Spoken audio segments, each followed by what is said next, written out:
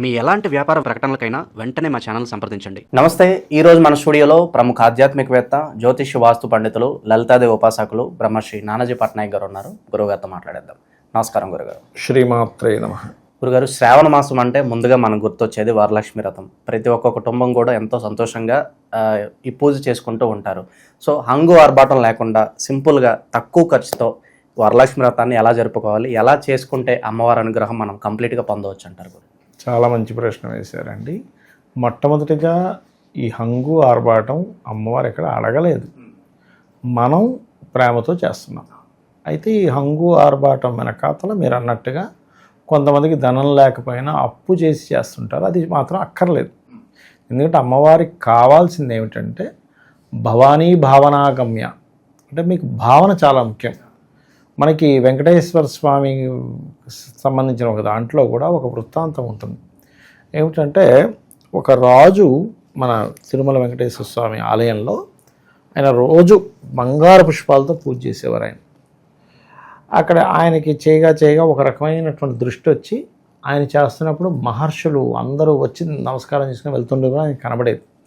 ఆయనకు ఒక రకమైన గర్వం పెరిగి ఇంకా నా అంతటా భక్తులు ఇంకొకరు లేరు, నేను బంగారు పుష్పాలతో చేస్తున్నాను, వెంకటేశ్వర స్వామి స్వీకరిస్తున్నాడు, నాతో మాట్లాడు, ఇంకా అసలు తిరుగులేదు, ఇంకా అసలు నా అంత భక్తులు భూమి మీద ఉండడు అనుకొని ఉండగా ఒకరోజు ఉదయం నిద్ర వెళ్ళి తలుపులు తెరిచి అక్కడ ఉన్నటువంటి అన్నీ తీసేసి మళ్ళీ ప్రారంభించేవాడు పూజ, పొద్దున సాయంత్రం అలా.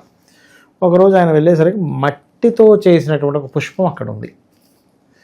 మట్టితో చేసిన పుష్పం అనేది ఇదేమిటి, మట్టితో చేసిన పుష్పం ఏంటి, నేను బంగారు పుష్పాలతో చేస్తుంటే అని వెంకటేశ్వర స్వామి ఏమిటిది అంటే, నా భక్తులు ఒక అతను చేస్తుంటే నేను ఎంతో భక్తిగా చేస్తే తెచ్చిపెట్టుకున్నాను.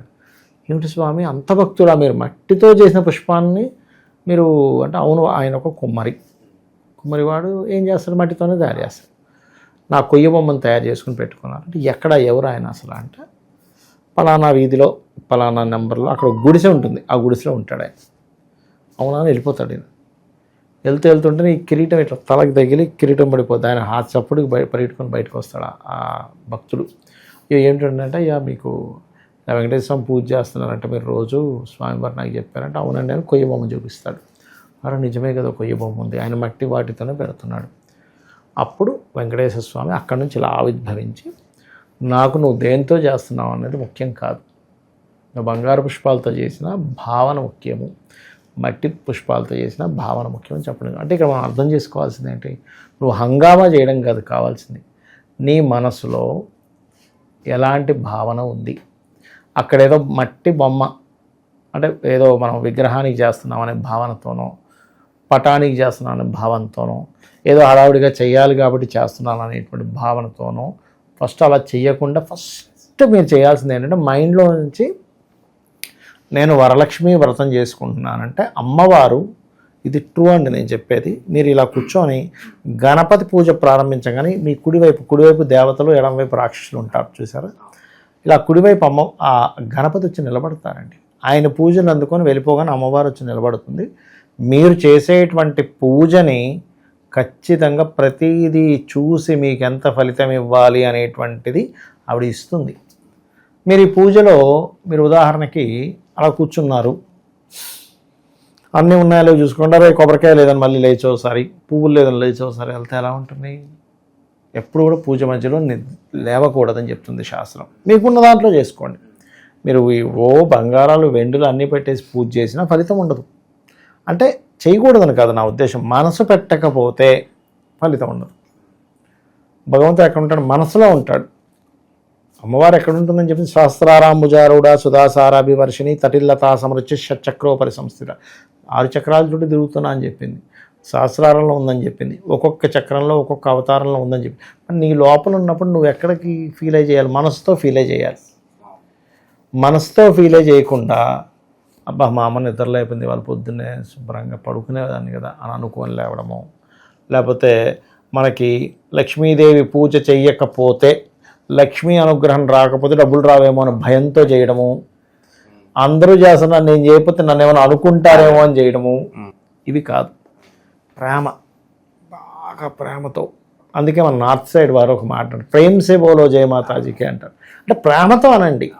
ప్రేమతో చేయండి. ఎందుకు చేయాలండి ప్రేమతో? ఈ విశ్వం మొత్తం నడుస్తున్నటువంటిది ఆవిడ యొక్క శక్తితో.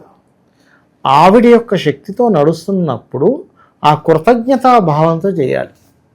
మనకి ఎవరైనా హెల్ప్ చేశారు పలానా జాబ్ రావడానికో లేకపోతే ఏదో రావడానికి, వెంటనే మనకు ఫీల్ వస్తుంది, అరే మంచోడు. ఇంకా అమ్మవారు అన్నీ చూసుకుంటుందంటే ఆవిడకి మనం ఏమిచ్చే రుణం తీర్చుకోగలము అంటే ఇలాంటివి వచ్చినప్పుడే మనం రుణం తీర్చుకునే, అసలు మనం దేవతా రుణము, ఋషి రుణము, మాతృపితృ రుణం అసలు తీర్చుకోలేమంట మనం. అందులో దేవత రుణం అసలు తీర్చుకోలేము. ఎంత తెచ్చుకున్నా బాకీ ఉంటానే ఉంటుంది. సెకండ్ నీకు అన్నీ చేసి పెడుతుంటే నువ్వు ఎక్కడ రుణం తీర్చుకోగలవు? ఆ రుణం తీర్చుకోమని కూడా వాళ్ళు ఏం అనుకోరు. కాబట్టి ఏంటంటే అన్నీ అమర్చుకోవాలని, మధ్యలో లేవకూడదు. ఓకే, మనసు ప్రశాంతంగా ఉండాలి. ఈ అరగంట సేపు, గంట సేపు, 10 నిమిషాలు ఎంతసేపు పూజ చేసినా మీ మనసు, మీ బుద్ధి, మీ ఆలోచన మొత్తం అక్కడే ఉండాలి. 4 పిల్లర్స్ ఎప్పుడైనా ఒక పూజ చేసి ఏంటది అంటే భక్తి, భావన, అదేవిధంగా పూజ చేసేటువంటి విధానంలో ఎలా చేయాలని ఒక సిస్టమేటిక్ కూడా తెలుసుకోగలగాలి. ఇలా ఏంటంటే మీరు ఎప్పుడైనా సరే పూజ చేసేటప్పుడు కొన్ని విషయాలు ప్రధానంగా తెలుసుకోమని చెప్పింది శాస్త్రం. ఏమిటది అంటే పూజ చేసేటప్పుడు మధ్యలో ఎవరినైనా సరే కసురుకోవడం కానీ, మధ్యలో ఎవరినైనా సరే కోప్పడడం కానీ, పెద్ద పెద్ద కేకలు వేయడం కానీ అస్సలు చేయకూడదు. శాస్త్రం దీనికి ఏం చెప్పింది అంటే మీరు గనక పొరపాటున కోప్పడితే లేచి గుండు కొట్టించుకోమని చెప్పింది శాస్త్రం. సీరియస్గా 2 రోజులు బాధపడాలట, అయ్యో ఏమిటి పని చేశాను. మనం ఇంటికి ఎవరైనా గెస్ట్ వస్తే అలా మాట్లాడతామని, ఆయన వెళ్ళిపోయాక ఇంట్లో వాళ్ళ మీద కోప్పడతాం. ఏంటి ఆయన ఉండగా ఇలా చేస్తున్నారు ఏంటని. మరి ఒక అమ్మవారు వచ్చింది, మిమ్మల్ని మీ ఎవ్వరూ మిమ్మల్ని పిలిస్తే అంత ఈజీగా పెద్ద పెద్ద వాళ్ళు ఎవరు ఇంటికి రారు.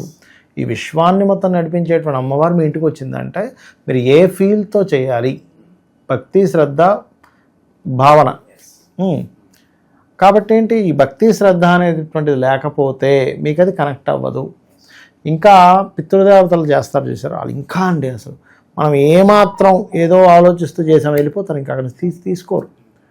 మీకు ఏదైనా పుణ్యం వస్తుంది అంటే తీర్థయాత్రల ద్వారా, నిత్య పూజ ద్వారానే వస్తుంది, లేదా ఇలాంటి విశేషమైనటువంటివి అది చేస్తూ. చాలామందికి ఇక్కడ చాలా సందేహాలు ఉన్నాయి. ఏమండి మా ఇంట్లో వాళ్ళు ఎవరు వరలక్ష్మి వ్రతం చేసుకోలేదు, నేను చేసుకోవచ్చా? ఫస్ట్ మనం అర్థం చేసుకోవాల్సింది ఏంటంటే ఇప్పుడు మీ ఇంట్లో 2 తరాల వాళ్ళు ఎవరు డబ్బులు సంపాదించలేదు, నేను సంపాదించవచ్చాను ఎవడని అడుగుతాడా? అడగడు. ఎందుకు అడగడు? డబ్బులు అవసరం. లక్ష్మి అంటే ఎవరు? అన్నిటికీ ధైర్యలక్ష్మి. అష్టలక్ష్ములు ఉన్నారు. ధైర్యలక్ష్మి, ఆదిలక్ష్మి, ధనలక్ష్మి, విద్యాలక్ష్మి, విజయలక్ష్మి, వీరలక్ష్మి, ఇలా అష్టలక్ష్ములు ఉన్నారు. ఈ సంతాన లక్ష్మి. కాబట్టి నాకు ఇది వద్దని నువ్వు అనగలవా అంటే అన్నిటికీ లక్ష్మి ఆవిడే. కాబట్టి మనం చక్కగా కలశం పెట్టుకోవచ్చు. కలశం నేను పెట్టుకోకూడదేమోనండి, ఏం అక్కర్లే. కలశం ఎందుకు పెడతారంటే ఒక యాంటీనాలా పనిచేస్తుంది.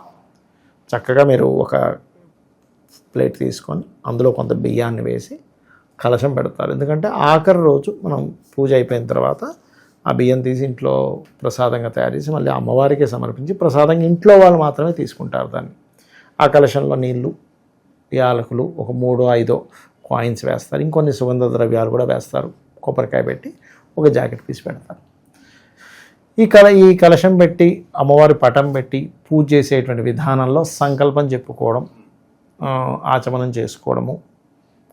అలాగే మనకి ప్రత్యేకంగా ఏంటంటే అక్కడ చాలామందికి సందేహం ఏంటంటే ఏం చదవాలనేటువంటి ఒక చిన్న సందేహం ఉంటుంది. ఏమి టెన్షన్ పడక్కర్లా. ముందు శుక్లాంబరదన గణపతి చదువుకొని సంకల్పం చెప్పుకొని గణపతిని చదువుకున్న తర్వాత లక్ష్మీ అష్టోత్తరాలు చదువుకోవచ్చండి. శ్రీ సూక్త పారాయణంతో చేయవచ్చు, తప్పేమీ లేదు.